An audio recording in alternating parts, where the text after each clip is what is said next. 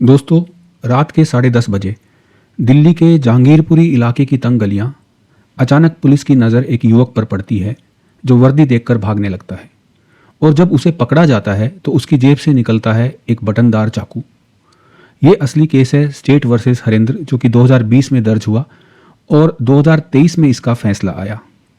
आज हम इस केस की कहानी सुनेंगे, लेकिन सिर्फ कहानी नहीं, इसके साथ समझेंगे कानूनी पेचीदगियां, जज के रेफरेंस केस और वो वजह जिनकी वजह से अदालत ने आरोपी को बरी कर दिया। 14 सितंबर 2020 रात 10:25 कांस्टेबल बालकिशन, जो कि इस केस में PW1 अर्थात प्रोसिक्यूशन का जो विटनेस है नंबर 1 था, अपनी ड्यूटी पर था। जगह थी लकी पार्क झुग्गी पानी प्लांट के पास जहांगीरपुरी। अचानक उसकी नज़र एक लड़के पे पड़ी। PW1 के अनुसार जैसे ही उसने मुझे देखा वो भागने लगा।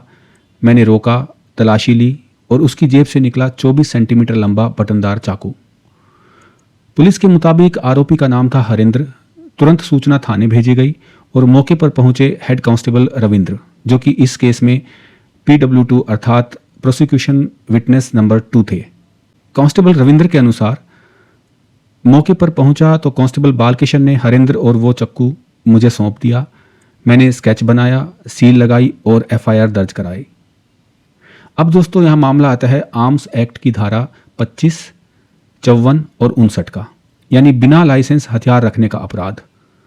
दिल्ली प्रशासन की 1980 की नोटिफिकेशन के अनुसार 24 सेंटीमीटर लंबा बटनदार चाकू रखना प्रतिबंधित है।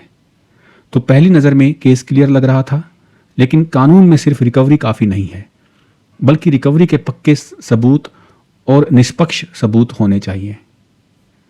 केस ट्रायल में पहुंचा। प्रोसिक्यूशन ने 3 गवाह पेश किए। पहला PW1 यानी कांस्टेबल बालकिशन, जिसने हरेंद्र को पकड़ा। दूसरा PW2 यानी हेड कांस्टेबल रविंद्र, जिसने FIR दर्ज की और जांच की। तीसरा हेड कांस्टेबल अमरजीत, जिसने बाद में चार्जशीट दाखिल की। कांस्टेबल बालकिशन अर्थात PW1 के अनुसार क्रॉस एग्जामिनेशन में कहा गया कि मैं मानता हूं कि मौके पर कोई भी आम जनता का गवाह शामिल नहीं किया गया। इसी प्रकार PW2 ने क्रॉस एग्जामिनेशन में कहा कि मैंने भी किसी पब्लिक गवाह को नहीं जोड़ा और सील की हैंड ओवर मेमो भी नहीं बनाई। यानी पूरी कहानी सिर्फ पुलिस वालों की गवाही पर टिकी थी। अब सवाल उठता है कि क्या अदालत सिर्फ पुलिस गवाहों की बात पर आरोपी को सजा दे सकती है? यहीं से आता है कानूनी ट्विस्ट। जज ने कहा कि जब रिकवरी पब्लिक प्लेस से हुई हो तब इंडिपेंडेंट पब्लिक विटनेस को शामिल करना जरूरी है। अगर ऐसा नहीं किया गया तो संदेह पैदा होता है। इस बात को मजबूती देने के लिए जज ने कई पुराने केसों का हवाला दिया।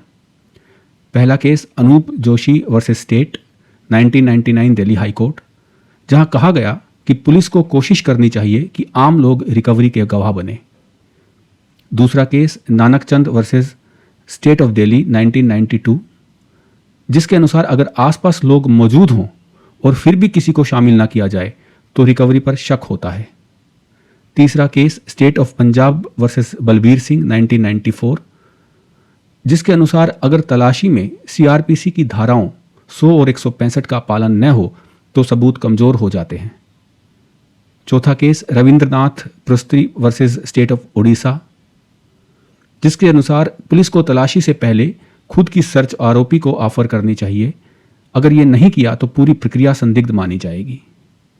पांचवा case Ramji Singh versus state of Haryana 2007 और Saifullah versus state 1993 Delhi high court, जिनके अनुसार अगर सील पुलिस के पास ही रही और हैंड ओवर मेमो नहीं बना तो केस प्रॉपर्टी से छेड़छाड़ की संभावना मानी जाएगी।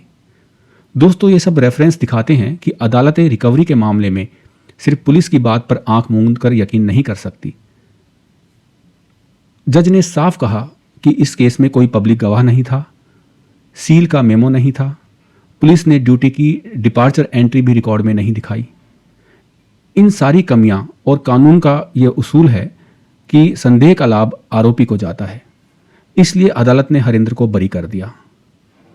इस प्रकार पुलिस की जांच में लापरवाही से पूरा केस डगमगा सकता है, क्योंकि अदालत मे हैव और मस्ट हैव में फ़र्क देखती है। यानी शायद आरोपी ने किया हो काफ़ी नहीं है, पक्का आरोपी ने ही किया है ये साबित करना पड़ता है। कानूनी प्रावधान जैसे कि सेक्शन 100 सीआरपीसी या आर्म्स एक्ट की नोटिफिकेशन सिर्फ कागज पर ही नहीं, अदालत इनकी सख्ती से जांच करती है। अब मैं आपसे पूछना चाहता हूं कि अगर उस रात हरेंद्र की जेब से वाकई में कोई चाकू निकला था, तो क्या पुलिस की लापरवाही के बावजूद उसे बरी कर देना चाहिए या फिर अदालत को सजा देनी चाहिए थी? कमेंट्स में ज़रूर बताएं। अगर आपको ये स्टोरी टेलिंग के साथ लीगल एनालिसिस पसंद आया हो तो चैनल को सब्सक्राइब कीजिए और अगली बार हम एक और असली केस लेके आएंगे। धन्यवाद।